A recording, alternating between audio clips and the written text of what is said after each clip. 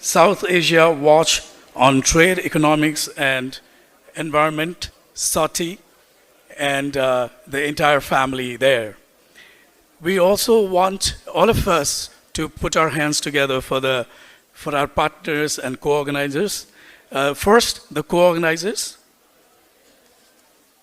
Center for Policy Dialogue, CPD, Bangladesh. Research and Information System for Developing Countries, RIS, India. It would really be beautiful if we can just look for the people from these respective organizations, if not anything else. Also, Sustainable Development Policy Institute, SDPI, Pakistan, and Institute of Policy Studies of Sri Lanka. Gentlemen, ladies, let's put our hands together for the organizers and the co-organizers. Thank you. And I'll take this opportunity before I talk about the summit itself to also thank our partners.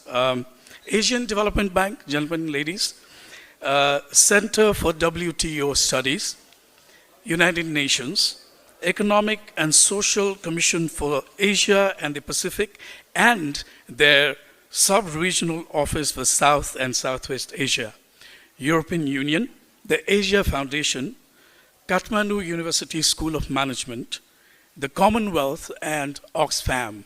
So that's another opportunity for us to put our hands together.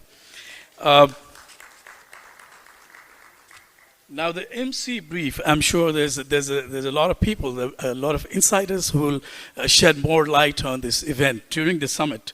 But as the MC, I just want to share a brief on the summit itself. And also this is MC brief, so this can be very brief. So the themes that will take prominence during these 3 days encompass, if not more than this, the bare minimum that we will talk about things like transitioning to a green economy that aligns with the Sustainable Development Goals, SDGs, and that require policy-focused strategies for industrial transformation and urbanization. Also, South Asia's challenges, such as being a developing region, South Asia faces vulnerabilities like poverty, climate-related disasters, and industrial challenges. So the must addresses are carbon border taxes, labels, and the rising risks of climate change to capitalize on opportunities. The region is highly susceptible to climate change impacts. With the Himalayan glaciers melting rapidly, increasing risks like floods and water insecurity, economic losses from climate change in South Asia could even surpass global averages. And we are concerned as South Asians. The economic impacts, such as the predictions that show potential GDP reductions for countries like Nepal, Bhutan, India, and Pakistan by 2099. Climate change could cost South Asia $518 billion by 2050 and up to $997 billion by 2070 concerning. And the financial needs, finally, the theme that we would revolve around, is that South Asia requires $1,758 billion by 2030 to implement climate plans with an annual requirement of $200 billion to address losses and damages under current warming levels. And with every MC pause, I'd expect a round of applause, but not with this. I think we'd do more better by talking about them in these 3 days. Just habit. So I would now like to call upon the dignitaries up on stage. But before that, we have a very important theme to cover: the national anthem of Nepal. Ready? And we rise. Thank you.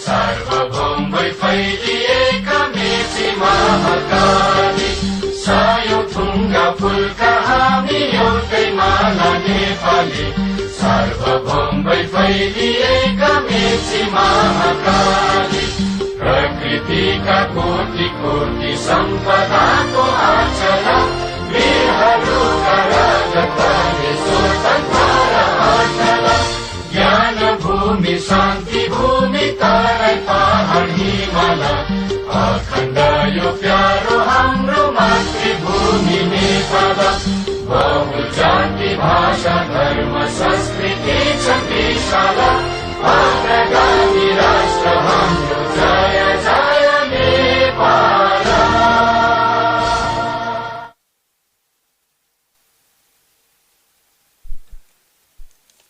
Thank you, everyone. Let me now call upon the dignitaries upon stage. Dr. Ratnakar Adhikari, Chairman, South Asia Watch on Trade, Economics and Environment, SATI, Nepal. Her Excellency Ms. Veronique Lorenzo, Ambassador of the European Union Delegation to Nepal. Her Excellency Ms. Hana Singer Hamdi, United Nations Resident Coordinator, Nepal. And the chief guest for this afternoon, Honorable Mr. Damodar Bhandari, Ministry of Industry, Commerce and Supplies, Government of Nepal. Sir, ma'am. And Dr. Poshraj Pandey, Chair Emeritus, SATI, Nepal.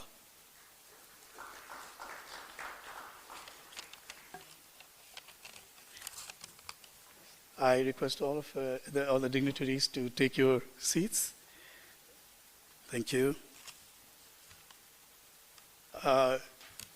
The oil lit lamps, they're panas, and so we do that with the chief guest, sir. The Honorable Minister, Mr. Damodar Bhandari, Ministry of Industry, Commerce and Supplies, Government of Nepal.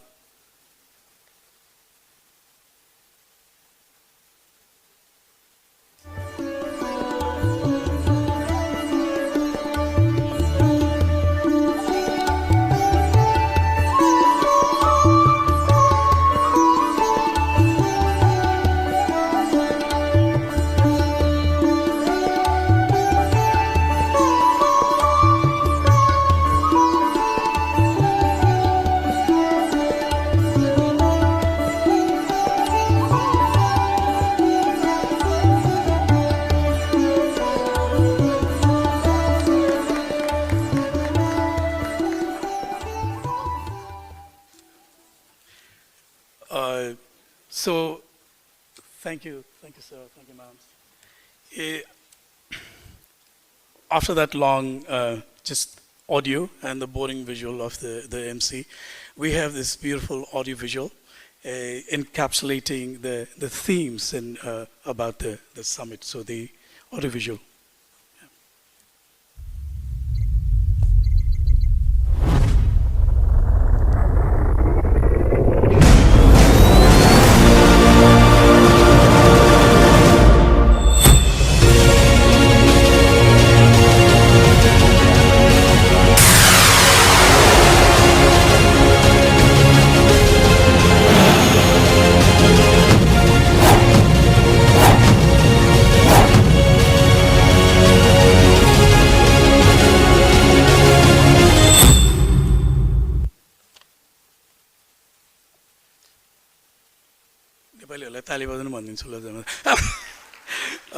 Gentlemen, ladies, put your hands together for, I'm sure the team at SATI did put in a lot of work for this. So, who did this?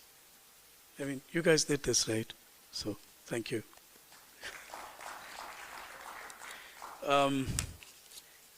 So for the speeches now, I'd like to call upon Dr. Ratnakar Adhikari, Chairman, South Asia Watch on Trade, Economics and Environment, for his welcoming remarks.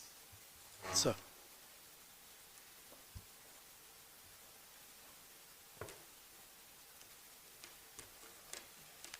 Thank you.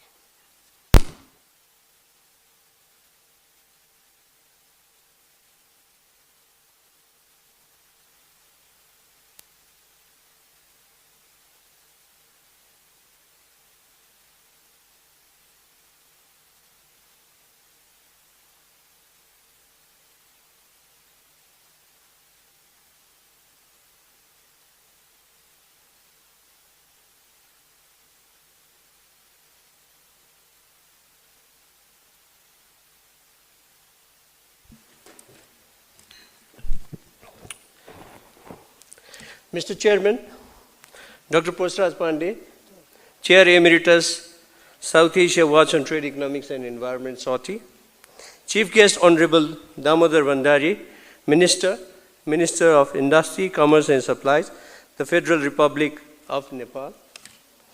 Special guest, Honorable Sayyida Rizwana Hassan, Advisor, Ministry of Environment, Forest and Climate Change, People's Republic of Bangladesh, who is joining us virtually. Her Excellency Veronique Lorenzo, Ambassadors of the European Union Delegation to Nepal. Her Excellency Hana Singhar Hamadi, United Nations Resident Coordinator in Nepal. Distinguished invitees, resource persons, participants, friends from media, ladies and gentlemen. I feel honored and privileged this afternoon to welcome all of you to the 15th edition of South Asia Economic Summit titled Unleashing an Equitable Green Transformation in South Asia.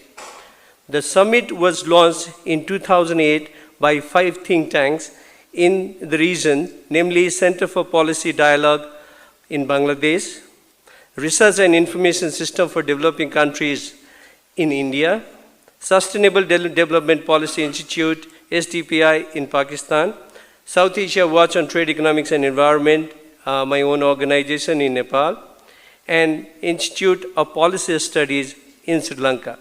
The objective of the initiative has been to provide a forum for dialogue to key stakeholders in the region, including government, private sector, civil society and development partners, to use regional cooperation as a springboard for economic prosperity. Allow me to first and foremost focus on the theme of the summit. Despite being home to 25% of humanity, South Asia has made negligible contributions to environmental degradation in general and global warming in particular. However, countries in the region face significant environmental challenges as demonstrated by devastating floods in Pakistan, India, and Nepal in the recent past due to climate change, and dumping of toxic waste in South Asian shores. Moreover, South Asia has faced several droughts in recent decades, and 50 major droughts have been reported since 1990, affecting over 750 million people. These challenges notwithstanding, each country is uniquely positioned to tackle these issues as well as take advantage of opportunities to move towards green, equitable transformation. More importantly, some countries in the region have made remarkable progress. For example, a carbon-negative country, Bhutan, can access global markets where carbon emissions can become a trade barrier more competitively compared to many other countries in the world. Similarly, limited infrastructure for charging notwithstanding, Nepal, according to The Economist, has surpassed Norway to take the top spot as the country where it is cheapest to both own and operate electric vehicles. Likewise, as of September 2024, India is well on track towards its power capacity target, with non-fossil fuel electricity contributing nearly 44% of the total capacity. More importantly, it is poised to meet half of its energy requirement from clean energy by 2030 based on its latest nationally determined contribution. Bangladesh, on the other hand, has introduced a circular economy model to recycle and upcycle electronic waste. One such example is the launch of a e-commerce platform, a private sector initiative called Swap, that facilitates buying and selling of both new and previously used digital devices, which has been selling about 7,000 to 8,000 second-hand electronic devices each month. While these stories are worth underscoring as well as emulating, I'm sure all the partners of the South Asia Economic Summit and an overwhelming majority of resource persons and participants present here this afternoon would agree that fostering regional cooperation and collaboration could have a multiplier effect on green transformation. This is not least because there is a tremendous scope for sharing of knowledge, expertise, resources, and technology. Examples include Indian investment in renewable energy in Bhutan, and recently concluded energy trade agreement between Bangladesh and Nepal, with Nepal exporting 40 megawatt of electricity to the former, which can be scaled up later. Efforts are also afoot to deploy disruptive technologies such as artificial intelligence, blockchain, and Internet of Things to enhance agricultural productivity, enhance traceability, ensure equitable benefit sharing, and foster resilience. One such example is the establishment and operation of consortium for scaling up climate-smart agriculture in South Asia under the aegis of SAARC Agriculture Center based in Dhaka. At this summit, we intend to cover a large variety of issues ranging from technology to finance, encompassing almost all the sectors of the economy that are of critical significance to the region, such as agriculture, energy, industry, and services. It is hoped that the summit will help us to come up with a blueprint for regional cooperation both in policies and practices on equitable green transformation for the benefit of everyone in the region, following the Sustainable Development Goals principle of leaving no one behind. I think it's included in your speech also. While selecting resource persons, we have attempted to be as inclusive as possible in terms of country, in terms of expertise, in terms of constituencies, in terms of gender, and more importantly, in terms of generations. Therefore, you may see more young resource persons as well as participants in this summit than in the previous ones we had organized. This is to ensure that this group, representing almost half of the regional population, has a voice in shaping the future of green transformation in the region.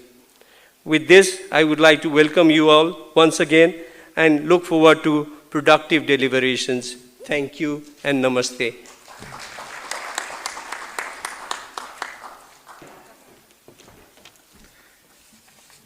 Thank you, Dr. Ratnakar Adhikari, Chairman, South Asia Watch on Trade, Economics and Environment, SATI, Nepal. I'd like to now welcome the special guest, Honorable Ms. Saida Rizwana Hassan, Advisor, Ministry of Environment, Forests and Climate Change, Interim Government, People's Republic of Bangladesh, virtually. So, tech people.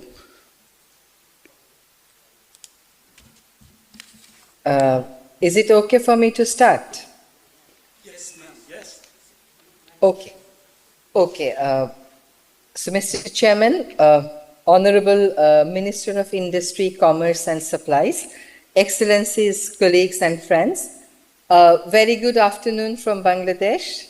It indeed is an honor for me to address you all today at this 15th South Asian Economic Summit. My sincere regrets for not being able to join you all in person, but I'm thankful to my friend Ratnakar Adhikari for making this opportunity for me to join you online at least. Nepal is my favorite country to go to, and anytime I get an invitation from Nepal, I never say no to it, but now things are a little different for me. So I had to be in Bangladesh because of my official responsibilities, but very happy to be with you all, even if it's not in person. See, it's a summit on economics, and I am not an economist by choice. I'm an environmental justice advocate by design, and I'm also a climate justice advocate. At least that is how I see myself. I was very actively engaged with SAUTI, the South Asian Watch on Trade, Environment and Economics. That was a platform which created scope for many of us from South Asia to come together and talk about both environmental justice and economic justice and link the two so that what we promote is not only development but sustainable development. A goal that must not be perceived as an idealistic dream only, but that has to be pursued with all sincerity for the sake of protecting the ecosystem, the Mother Earth, and most importantly, our future generations. As we pursue the vision of sustainable development, we are confronted with too many challenges. Most of the challenges are national problems that we create, national menaces that we have to deal with. But some of our challenges are also regional in nature and global in nature. Ratnakar has talked about the challenges of climate change, and neither Nepal nor Bangladesh really projects very well in the climate risk index. Bangladesh, in fact, is the 7th most vulnerable country, and Nepal, with the challenges of flood and glacier outbursts, is also ranked very high in the risk index. While that's an international issue, regionally also, we have both challenges and prospects. We have shared river systems within South Asia. We have not been able to talk about sustainable management or river basin-wide management of the river systems. Some of us are countries, some of us are upstream countries, and our interest regrettably varies. But on the face of climate change, where the prediction is that most of the South Asian countries will become water scarce, I think we could do better if we could come together and talk about a common management scheme for the different river basins. Today, I'm being blasted by my society for the very bad state of air in the country. Not that I have created it, not that I have any quick fix for it, but it's the 3rd worst in the world, whereas I checked that Nepal's air condition is the 8th worst in the world. If we see the loss of GDP because of environmental degradation, studies say that in Bangladesh, we lose about 17% of our GDP due to different environmental contamination, which is accounted as 10% in Nepal. So as South Asian countries, we have to really, considering the vulnerabilities and the challenges and the prospects we have to really rethink the development model from a carbon intensive to a carbon neutral economic model. We seem to be very comfortable in saying that we don't emit that much carbon.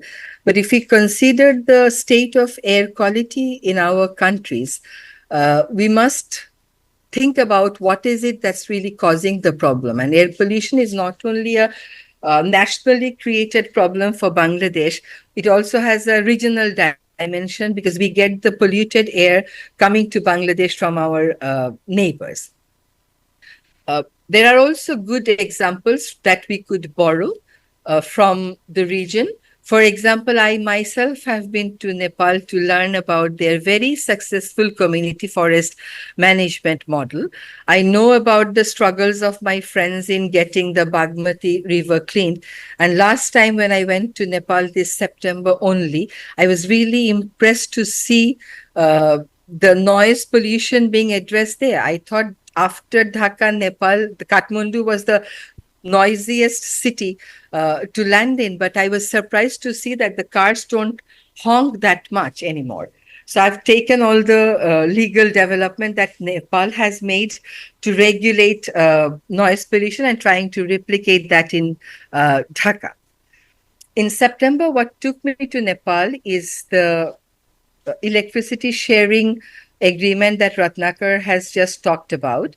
And when we think about how better could we perform in making our economy more carbon neutral, I think hydro can be a potential area.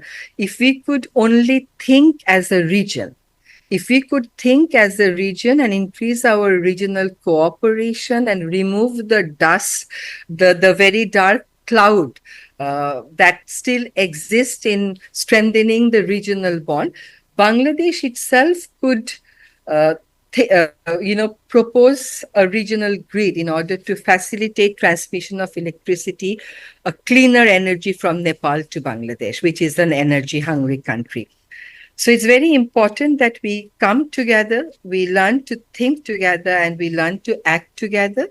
If we can do that, there, as Ratnakar was also pointing out, huge prospect for the region, not only in economic terms, but also in terms of environmental sustainability. We all know that we have a platform called SARC. There is need for SARC to be revitalized and revived on the face of all the climatic changes and the economic changes that we are confronted with. I don't really see a political vision for the region. I see political vision that the respective countries have, and sometimes the visions become so authoritarian, they become so narrow that we could never have that regional integrity that we actually need.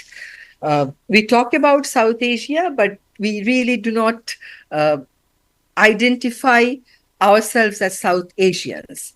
I think that this South Asia Economic Summit and platforms like Southie can actually identify the limitations about the platforms that exist at the government level and can help in bridging the gaps by establishing people-to-people contact and communication. This has become very important, noting the frustrating outcomes of the different COPs that took place this year on climate change, on plastic, and on biodiversity conservation. We have much to offer as South Asian countries. We have much to offer to the region. And if we come together, we can actually solve many of our challenges. I would say that the South Asian Economic Summit has been pivotal in keeping the conversation alive on collaboration among our nations since its inception in 2008.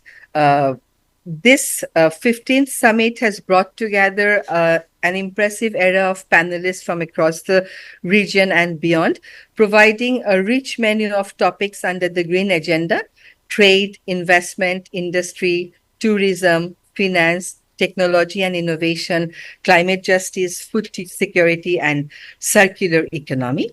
As we engage in these discussions, let us remember that our collective efforts can lead to a sustainable future where economic growth does not come at the expense of our environment or our communities. Together, we can forge pathways that ensure prosperity for all South Asians while safeguarding the planet for our future generations. I thank you all for your kind attention.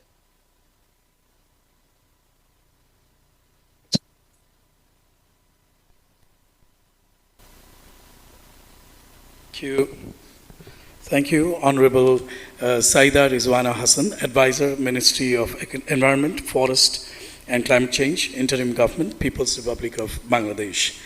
To move on with the remarks of the distinguished guests, I'd now call on the microphone Her Excellency Veronica? Yeah, thank you.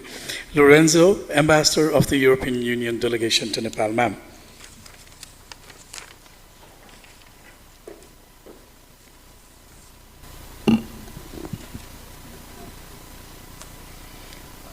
Honorable Minister, dear chairs, current chair, emeritus chair, dear Hannah, distinguished colleagues, guests, friends.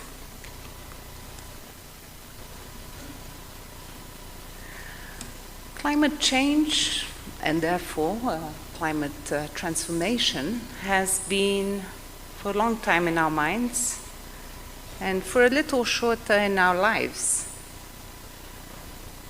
We've seen in our minds, we've made for more than a decade commitments now to produce less, to consume better. But this year in particular, we've felt it in our lives. with the floods. We had severe floods in Kathmandu, more severe than usual during the monsoon. We've also had very comparable floods in my country, in Spain, with over 200 dead. So it doesn't really matter, climate change does not choose its victims. South Asia has a pretty damning diagnosis in terms of integration. I think we've already heard that. This is it's one of the least integrated regions in the world, only 5% of intra-regional trade. Compare that to 63% for the European Union. And compounding that,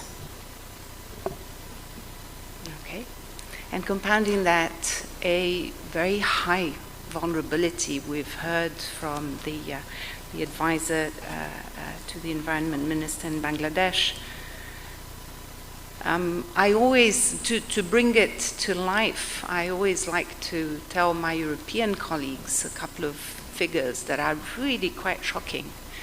By 2050, not so far away, 25 years, our water flows, the melting from the Himalayas will diminish. And there will start our water scarcity problems, as the advice mentioned. By 2080, we estimate that 70% of the permafrost will have melted. It's a disaster of an unimaginable scale. Air pollution, the advisor also talked about it. It affects our health. It affects our tourism as well. Certainly in Nepal, we don't see the mountains anymore. It is, and it will have very negative impact on the economy very soon. These are global problems. And there's no way around it but collective action. I represent the European Union. That is also a very diverse set of ethnicities and languages. But I think it's worthwhile looking at the European Union experience in terms of what we've managed to achieve over the past 2 decades. Because the European Union has really been a trailblazer. I'm not sure that's the best word to use. But in climate action, through our Green Deal, we've managed to reduce our emissions, our greenhouse emissions, by 37% since 1990. And this, at the same time as continuing to have economic growth of 68%. So that clearly shows the disconnect we've managed to achieve between our fight against climate change and our economic model. In 2023, we've managed the biggest reduction in greenhouse emissions, 8.3%, just for the year, apart from the years of COVID-19. And the ambitions continue. We expect that it's not law yet, but the European Commission's proposal to the member states is to reduce emissions by 90% by 2040. And we expect this to be passed sometime next year in 2025. But the European Union is only 6% of global emissions. And therefore, unless it also promotes and encourages its external partners to follow suit, very little can be achieved only by the European Union. We're also, we've seen we've had the COPs. A word on climate finance, because that's been on everybody's mind, especially in developing countries, especially in this region. And there is, I should say, that there's a huge gap between the commitments and the needs. And there's been a lot of grumbling about the financial commitments. And yet, the European Union is the biggest climate finance provider, with over 28 billion euros in public finance and mobilizing over 7 billion euros in private finance. But without mobilizing a wider base of donors and without mobilizing private sector finance, we won't be able to cover a fraction of the needs.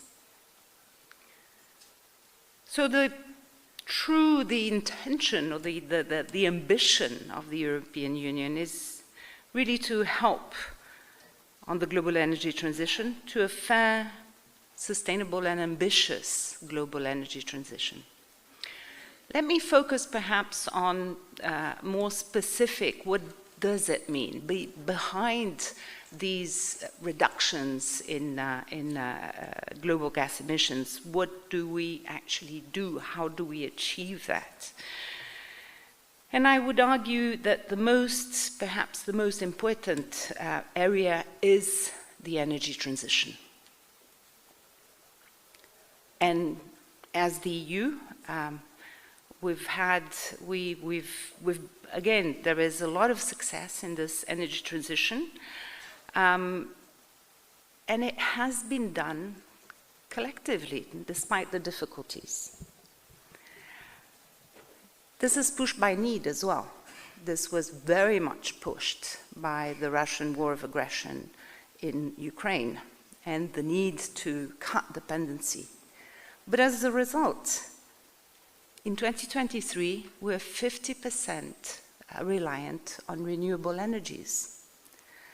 And by 2030, the ambition is to multiply by 2 the sources of renewable energy and to multiply by 3 the energy efficiency.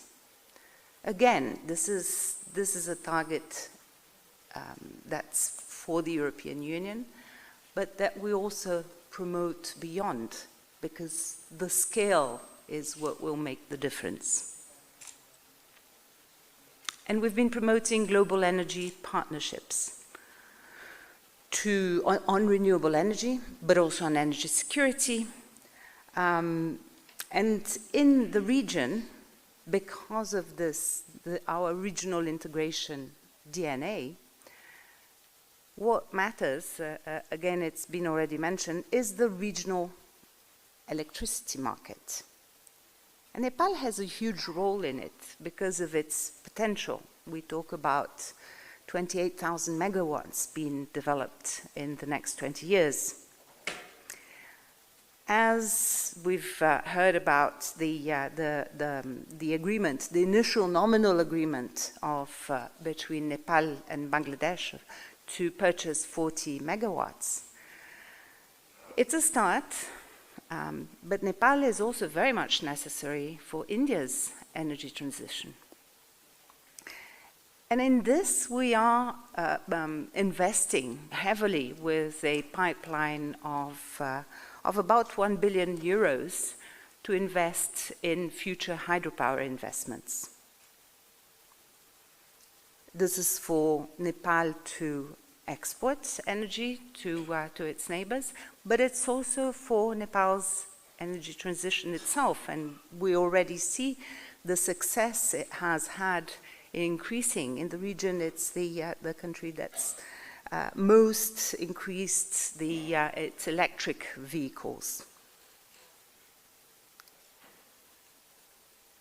This is one area, the energy transition, and where we have a lot to share and a lot where we can support in all the countries. I speak of Nepal because I'm here, but similarly in India and Bangladesh, in Bhutan, we are supporting programs like this. The second area that needs to transition is the economy, the private sector. And it's first of all a mindset change. Green is the new economic model. Going green is not only a moral imperative, as we've sold it very often, it's good business. On circular economy, on energy efficiency for buildings, for industrial processes, all this transition is in itself a business.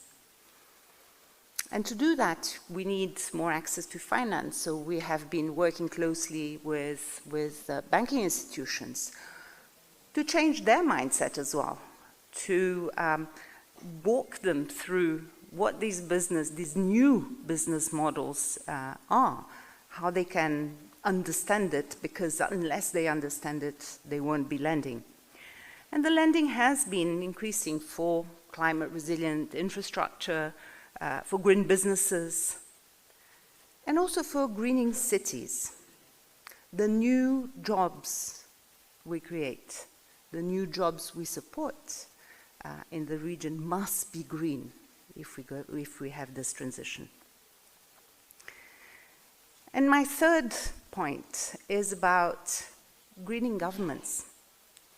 Not everything can, of course, the core of the economy is private. But we also need this mindset change in government, a change in processes, in planning. Some functions can only be undertaken by the state. Waste management, water and sanitation. And the focus is very much on the cities. And certainly for Nepal, it corresponds to a very important transition, demographic transition, with rapid urbanization of Kathmandu, but also of secondary cities. And lastly, what is a absolutely crucial role of the state is the disaster preparedness. There has been a lot of work has been going. It's not only the governments, we need to involve the armed police force in Nepal, the armed forces, the communities, the local governments, but it has to be initiated and coordinated by government. There's no way around it. And this will become more important as time goes by, because the risk of disasters increases. So the challenges are there, but the models for adapting, for mitigating these challenges are also there. And the willingness to support, to encourage the transition, certainly from the European Union, will always be there. Thank you very much.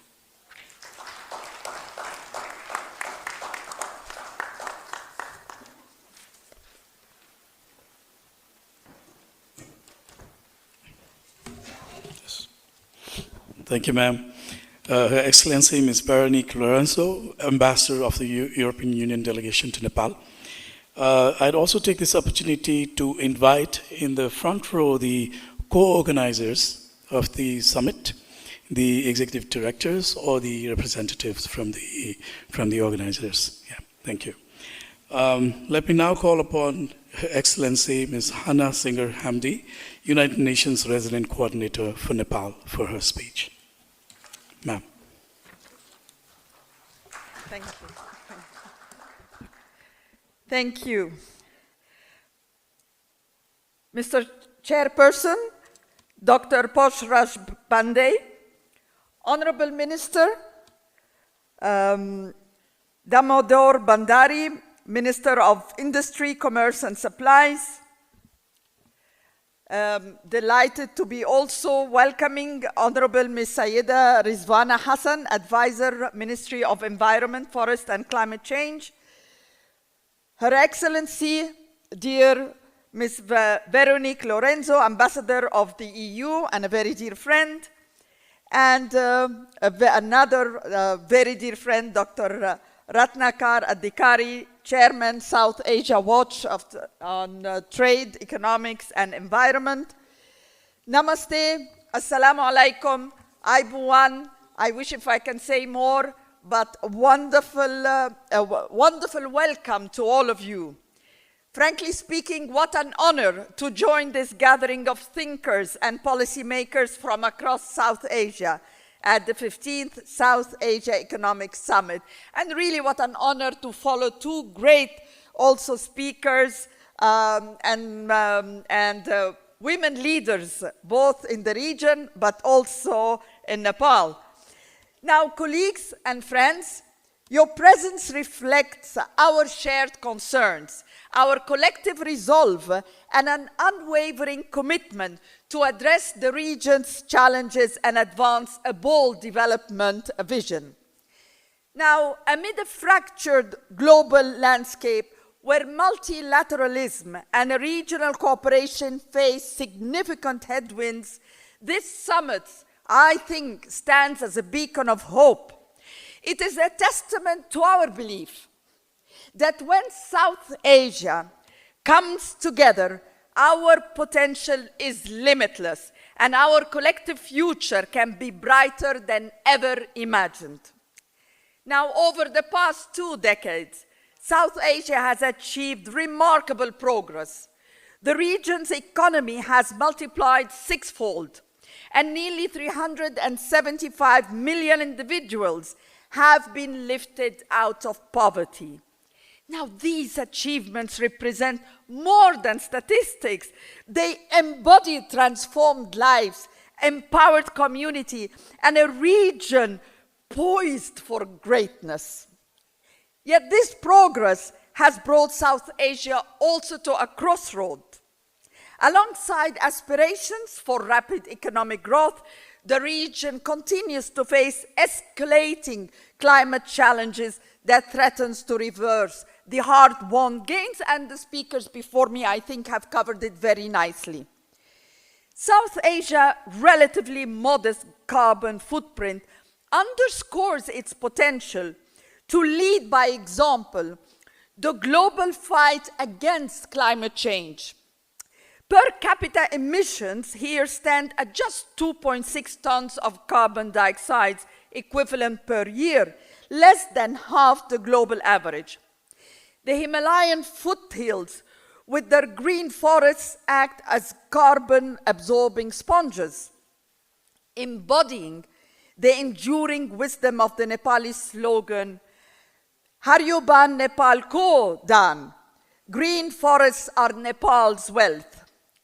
Yet these achievements do not insulate the region from the devastating impact of climate change. Now, climate impacts are already here, and we all know that. The Hindu Kush Himalayas, often called the third pole, is melting at an alarming rate, threatening water resources for over 2 billion people. Coastal and delta regions, including Sri Lanka and Maldives, where I lived and were my homes for years, face existential threats from rising sea levels. Natural disasters now affect an estimated 60 million people annually in South Asia. Heat stress alone could cause productivity losses equivalent to 43 million full-time jobs by 2030, exacerbating inequalities and undermining livelihoods. Now, given these challenges, can South Asia chart a low-carbon trajectory that fuels sustainable growth, tackles poverty, and reduces inequality? I believe the answer is a resounding yes. Let me highlight 4 reasons for optimism where really we can strive of leaving no one behind. First, the promise of a green and just transition. South Asia has an opportunity to create millions of sustainable jobs in renewable energy, in energy efficiency, and climate-resilient infrastructure. So embracing the circular economy by reducing material extraction and waste can generate net job gains if guided by the principles of just transitions.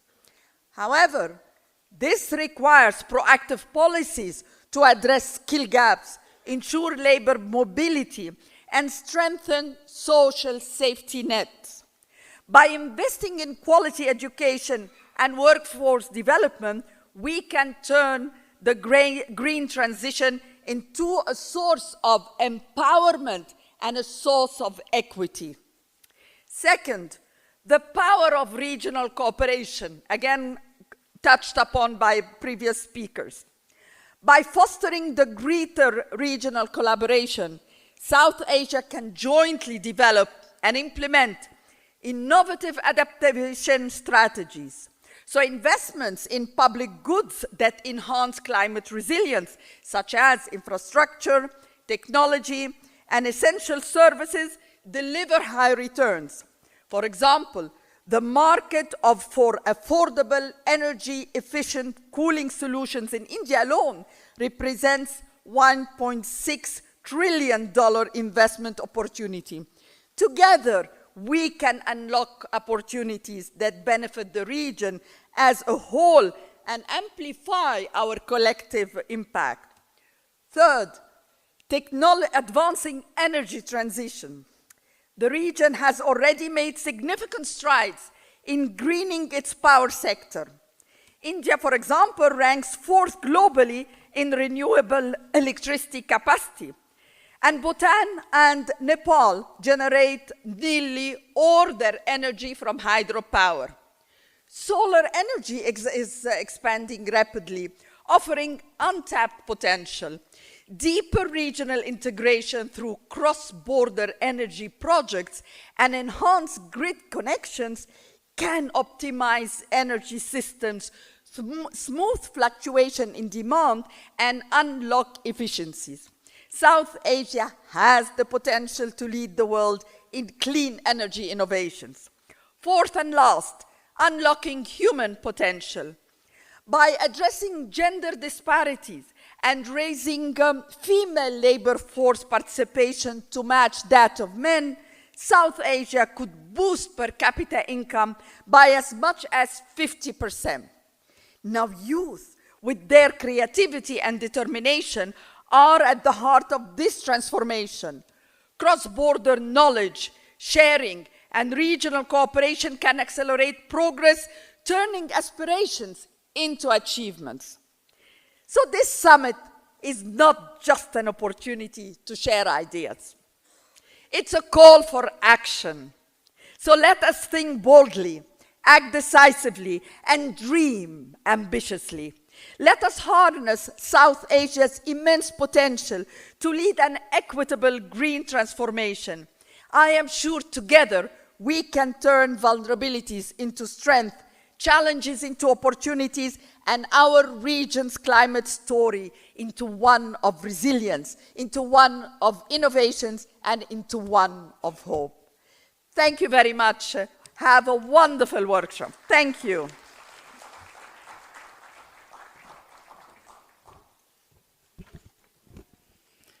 Thank you, Your Excellency, Ms. Hana Singer Hamdi, United Nations Resident Coordinator for Nepal.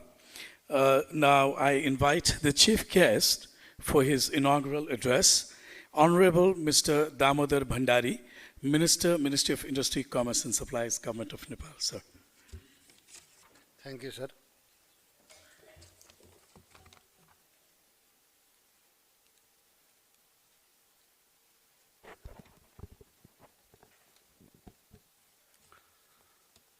Mr. Chairman, the special guest, Honorable Rizwana Hassan, Advisor, Minister of Environment and Energy, Government of Bangladesh, Excellencies, distinguished delegates, distinguished resource person and participants, friends from media, ladies and gentlemen, Namaste and warm greeting to you all. It is my privilege to stand before you today to inaugurate the 15th South Asia Economic Summit, an important event organized by Saudi, brings together some of the great minds from South Asia and beyond. This summit reaffirms our collective commitment to address these challenges of our region. Saudi, an eminent organization in the region, is a center of excellence in research, policy advocacy, capacity building, and networking, which has highly contributed to shaping the discourse on development, economics, and environmental sustainability across South Asia. Since 2008, the South Asia Economic Summit has become a vital platform for addressing various regional challenges, including trade, connectivity, economic development, climate change, social inequality, and other developmental issues. I am thankful to all the stakeholders involved in organizing this summit. The theme of this year's summit, Unleashing on Equitable Green Transformation in South Asia, is highly relevant to find the balance between economic growth and the environmental sustainability. Countries in South Asia are vulnerable to the impacts of climate change and environmental degradation. Moreover,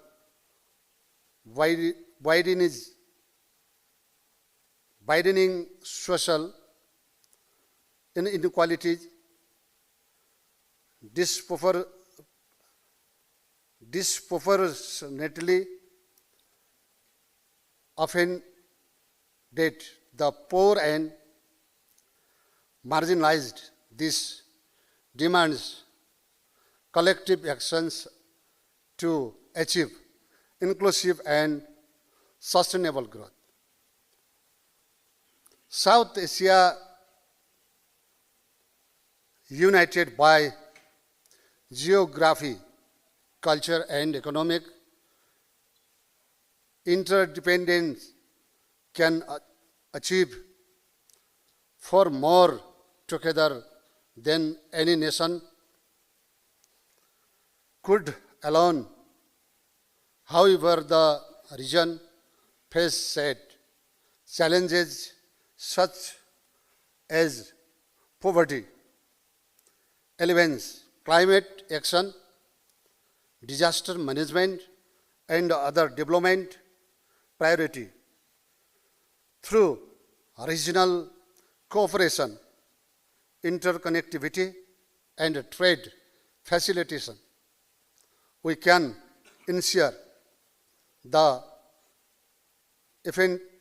effective implementation of regional initiative for collective prosperity. Nepal, at the heart of the Himalayas, is affected by climate change, which threaten water security, biodiversity, and livelihoods across the region. The melting glacier of the Himalaya, which serve as a lifeline for millions across South Asia, demand coordinated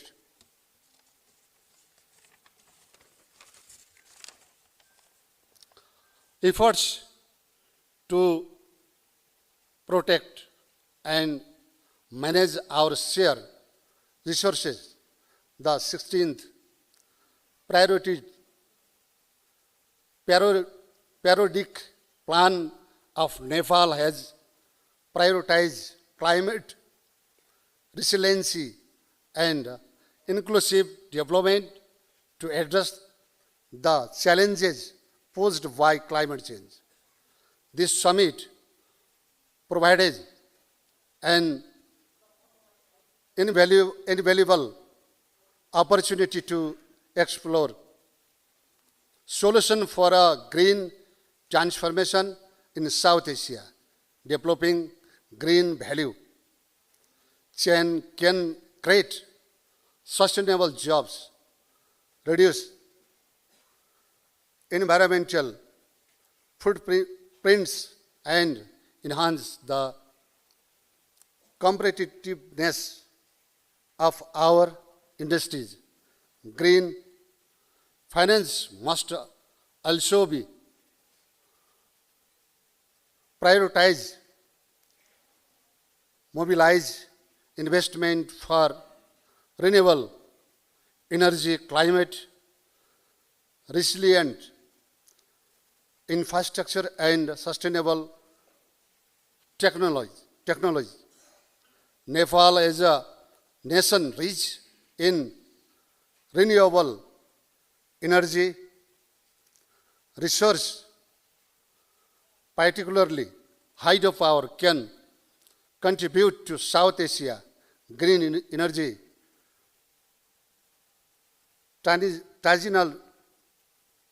transition through knowledge sharing and innovation. We can collectively build a resilient, equitable, and sustainable South Asia. Excellencies, ladies and gentlemen, the discussions and commitments we make during this summit, we open doors for many opportunities to address our unique challenges collectively. Let us seize this moment to reaffirm our shared vision for a South Asia that is prosperous, inclusive, and sustainable. Look forward to interactive session and productive discussion. Wish the 15th South Asia Economic Summit a great success.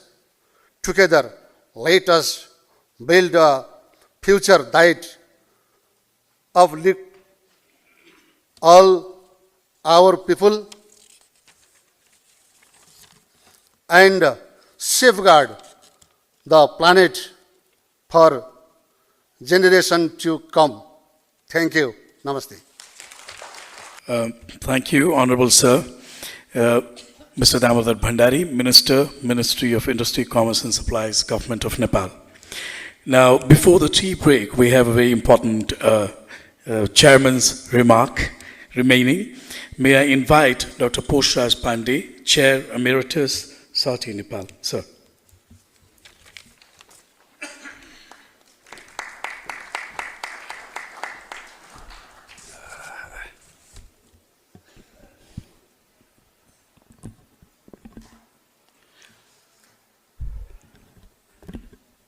Namaste. Chief Guest, Honorable Mr. Damodar Bhandari, Minister, Ministry of Industry, Commerce and Supplies.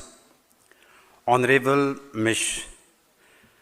Sayyeda Rizwana Hassan, Advisor, Ministry of Environment, Forest and Climate Change, Interim Government, People's Republic of Bangladesh. Her Excellency Veronique Lorenzo, Ambassador of the European Union Delegation to Nepal. Her Excellency Hanna Singer Hamdi, United Nations Resident Coordinator, Nepal, Professor Raymond Chauvin, distinguished keynote speakers, moderators, panelists, and participants, friends from media, Dr. Ratnakar Adhikari, Chairman, South Asia Watch and Trade, Economics and Environment, and colleague from Saudi. Well, a few days ago, on December 8th, SAARC celebrated its 40th Charter Day. When establishing SAARC, the people of South Asia envisioned a peaceful, stable, and progressive region. They were convinced that such a South Asia was possible through mutual understanding, good neighborly relation, and meaningful cooperation. In fact, it was an attempt to rediscover South Asia and reclaim its position in the global landscape. Consequently, we have identified various areas of cooperation, such as human resource development, tourism, agriculture, rural development, environment, natural disaster management, trade, finance, poverty alleviation, energy, transport, science and technology, and so on. However, the progress in regional cooperation has not met our aspirations. And some op-ed commentators suggest that SAARC has been limping along for the last 40 years. The failure to hold regular summits has rendered it dormant, with little to show in terms of political consolidation and regional harmony. Notwithstanding, I believe that regional integration and cooperation is not a linear process. It is an evolutionary path marked by ups and downs. Achievement should be assessed in terms of direction and the cumulative progress, rather than the state of affairs at a specific point of time. Let me highlight what we have achieved rather than what we have missed. Intra-regional export increased from $9.2 billion in 2006, the year SAFTA came into force, to $39.73 billion in 2022. That is more than fourfold increase. In addition, some of the individual SAARC countries, the share of intra-regional trade is very high, and if we exclude trade between India and Pakistan, intra-SAARC trade turns out to be more than 20%. Second, with the implementation of SAFTA, the custom duties for intra-regional trade are either removed or reduced to 5%, except for products of sensitive list. India provides duty-free, quota-free market access to all least developed countries' trade, except alcohol and tobacco products. Third, some initiatives have been taken in reducing non-tariff barriers. And SARSO has developed regional standards. There has been significant progress on developing multimodal and cross-border transportation infrastructure. And South Asian countries have taken new initiative to facilitate trade and development, including ICPs.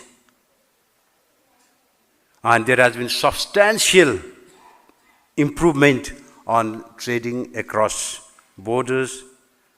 The time and cost involved in exporting and border compliance has been reduced for almost all South Asian countries.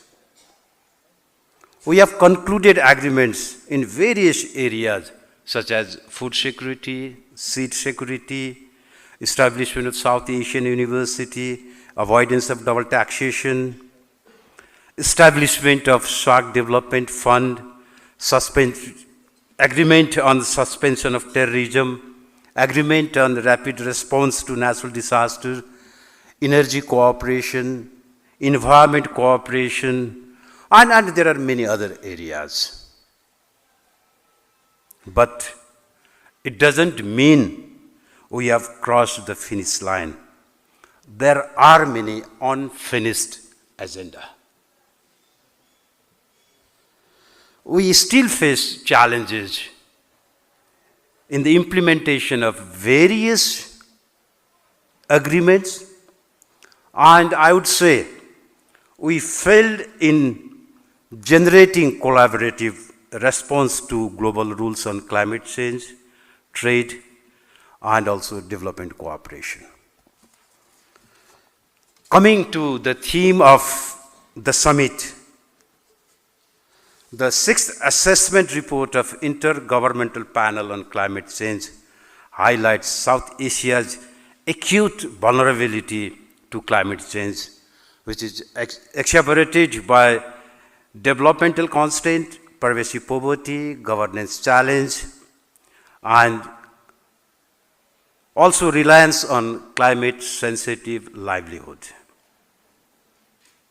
It underscores the urgent need to transition to green economy, to reduce environmental risk and ecological scarcities while promoting sustainable development without degrading environment.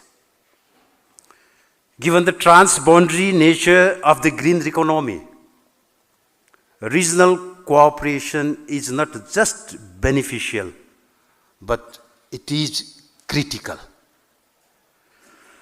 There is also considerable scope for knowledge sharing and forging cooperative pathways in areas such as industry, trade, infrastructure, finance, technology, agriculture development, energy, tourism, biodiversity, at regional, sub-regional, and bilateral levels.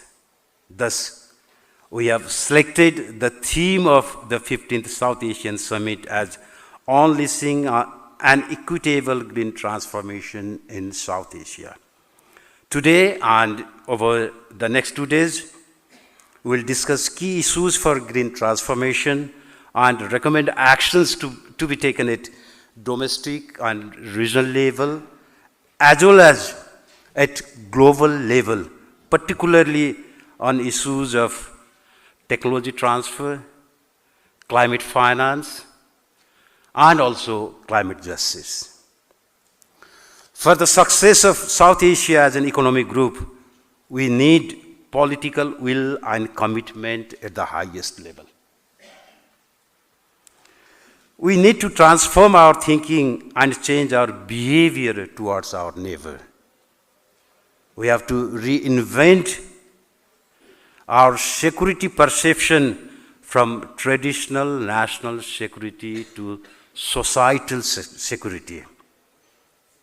We have to reinvent the state and the development paradigm to embrace regional cooperation, interdependence, inclusiveness, and sustainable development.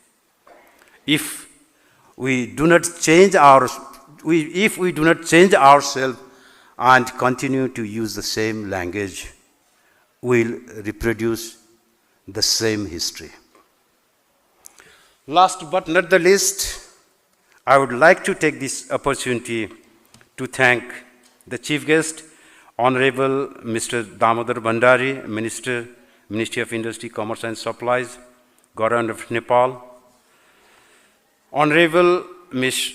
Sayyeda Rizwana Hassan, Advisor, Ministry of Environment, Forest and Climate Change, Interim Government, People's Republic of Bangladesh, distinguished guest, Her Excellency Ms. Veronique Lorenzo, Ambassador of the European Union Delegation to Nepal, and Her Excellency Ms. Shama Singarahandi, United Nations Resident Coordinator, for their gracious presence, both physical as well as virtual, and their continuous support. With this remark, I wish every success of this event. Thank you. Thank you very much.